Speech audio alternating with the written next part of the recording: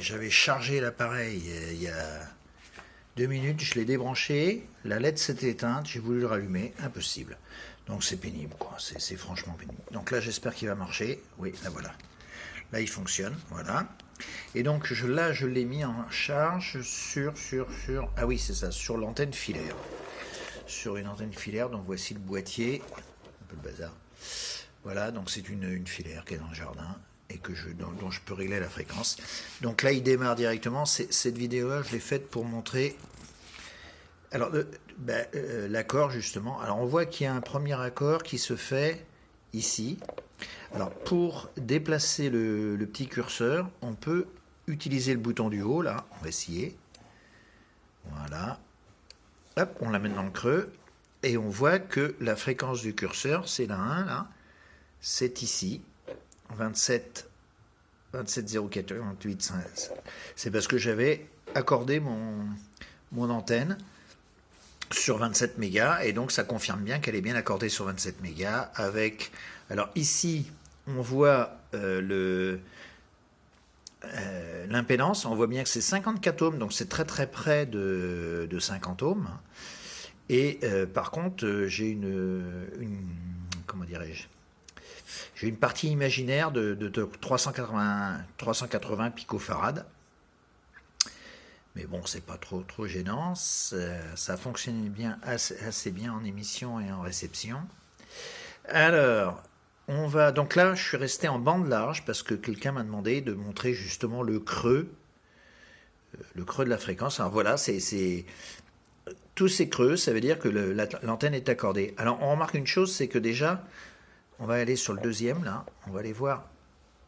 Alors, vous voyez, hop, je bouge mon petit curseur ici.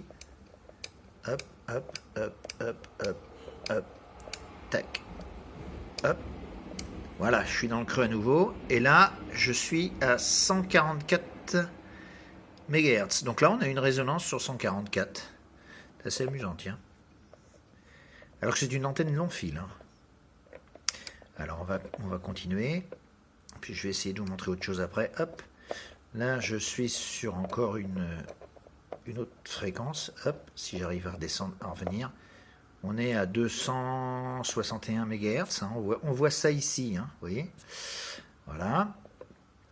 Et puis, bon, donc on peut continuer comme ça. Là, il y a un joli creux. Là, on va aller voir. Donc, à chaque fois qu'il y a un creux comme ça, c'est que l'antenne est accordée. Hop. Tac, ça y est, on est dans le creux. Et donc là, on est à 405 MHz. Alors après, vous voyez, à chaque fois, on a une impédance qui est assez correcte. Hein, 51 ohms, hein, c'est bien. Et là, on a par contre 2 nanohenries. C'est-à-dire qu'on essaie. Oui, voilà. 1, là, on a une valeur selfique dans la partie imaginaire hein, de l'impédance. Voilà. Bon, on va pas continuer plus loin. Je voulais vous montrer autre chose qui est le réglage. Les réglages. Hein, tous les réglages qu'on peut avoir. Alors, on appuie, c'est pas facile. Voilà, on appuie sur le coin droit pour activer ça. Donc là, on va pouvoir maintenant changer la plage de fréquence. Vous voyez, là, on partait de 50 kHz à 900 mégas. On va pouvoir changer la plage de fréquence. Alors, il faut appuyer sur Stimulus. J'espère que je vais y arriver. Tac. Voilà. Donc ça, c'est la fréquence du stop, 900 mégas. C'est pas celle que je voulais avoir, mais c'est pas grave. Bon, alors j'ai pas réussi à activer le clavier. Bon, je vais revenir. Donc je reviens, je reprends et j'active le clavier. Donc hop. Alors j'active d'abord le menu. Voilà, le menu. Maintenant j'active le clavier. Alors, je vais d'abord chercher Center. Hop, voilà. Center. Là, j'appuie ici pour avoir le clavier virtuel. Bon, ça n'a pas marché. Il faudrait mes deux mains, puis je peux pas. On recommence. Center. Voilà. Et là, je vais rentrer la fréquence que je veux avoir au milieu. Donc là, je vais rentrer 27.m. Voilà. Et donc là, maintenant, on voit que la fréquence centrale est de 27 MHz. Et ça a automatiquement changé le span. je peux régler ce span différemment, mais vous voyez déjà que ça l'a rétréci. Et là, on voit donc les nouvelles résonances qu'on a, là, plus détaillées, disons. Donc, on voit que c'est pas mal, hein, quand même. On a des creux, l'antenne est bien accordée sur le 27 mégas. Hein. Globalement, on a bien un petit creux, là. Qu'est-ce que je voulais vous montrer d'autre? Alors le 27 mégas est au milieu, donc en fait elle est accordée plus bas, ce qui est logique puisque c'est une longue file. On va aller voir. On va aller voir quels sont. Alors si j'y arrive, voilà, hop. Donc on a, hop, ouais, je vais aller un peu vite. Hop, on va essayer de revenir en arrière. Ah oui, alors.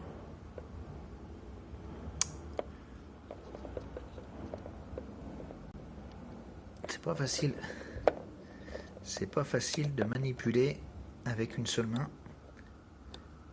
L'appareil bouge. J'y arrive pas. Bon, je vais couper la vidéo 2 secondes. Alors, je reprends la vidéo. Alors, en fait, je me suis mis sur un des creux et je vois qu'en fait, l'antenne est accordée sur 22 MHz. C'est un des creux. Hein, et il y en a un autre en dessous, là, je ne sais pas combien il est. Parce qu'en plus, il change un peu. Vous voyez, ça correspond aussi à une impédance qui est correcte, 52 ohms. Alors, on va y aller. On va essayer d'y aller, mais c'est pas facile. Hop. Je vais essayer d'aller sur la précédente. Alors, le bouton n'est pas facile à manier d'une main. Parce que je sais pas. C'est un petit peu pénible. D'une main, c'est un peu pénible. Et puis là, ouais. Ah bah ça y est, il bouge tout seul maintenant. Voilà. Et donc là, on était à 16 MHz, presque 17. Voilà. Donc on peut diminuer on peut régler le span. Donc je vous rappelle, on active le menu, voilà. On va chercher, ah ben là on est directement sur le menu de span. Donc on va chercher maintenant, par exemple sur span. On pouvait déterminer la fréquence de départ et la fréquence de stop. Mais moi je préférais plutôt travailler sur le span, qui va rester centré sur 27 mégas. Donc là on avait 53 MHz de balayé, disons. Et là, la plage de fréquence, on va la régler, mettons, à 20 MHz. Hop, 20 MHz, voilà. Et donc là maintenant, on voit qu'ici, on a bien center 27 MHz, span 20 MHz. C'est-à-dire que maintenant, la fréquence de départ, d'ailleurs le 1 est sur la fréquence de départ, on part à 17 MHz et en toute logique, on va arriver jusqu'à 37 MHz en fréquence de fin. Voilà. Donc je ne vais pas vous montrer plus, hein, c'est pas. Alors on va réactiver un petit peu le menu pour voir les autres options. Voilà. Tout ça c'est détaillé dans le manuel que j'ai traduit en français là. Hein. Donc si vous voulez revenir en arrière, CQ fréquence, je ne sais même pas. Enfin, CW fréquence, c'est la fréquence de Morse. Pourquoi ils ont activé ça, je ne sais pas. Tiens, on va appuyer dessus. Hop. Oui, bon, ça change pas grand-chose. CW fréquence, oui, bon. On va revenir dessus. Voilà. On va faire back. Pof. Voilà, donc là maintenant, je vous rappelle, pour régler la fréquence, c'est donc stimulus. Hein. Et là, je suis sur le menu principal.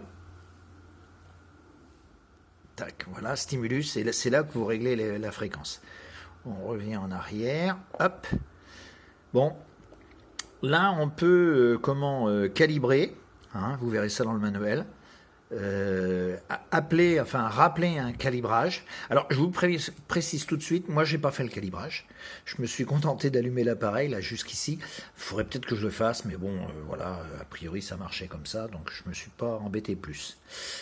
Voilà, voilà. Bon, on arrête là, parce que ça fait déjà, ça fait presque 9 minutes. Je vais être obligé d'en couper. J'aurai pas le droit de mettre 9 minutes sur YouTube. Donc à plus, voilà, c'est tout.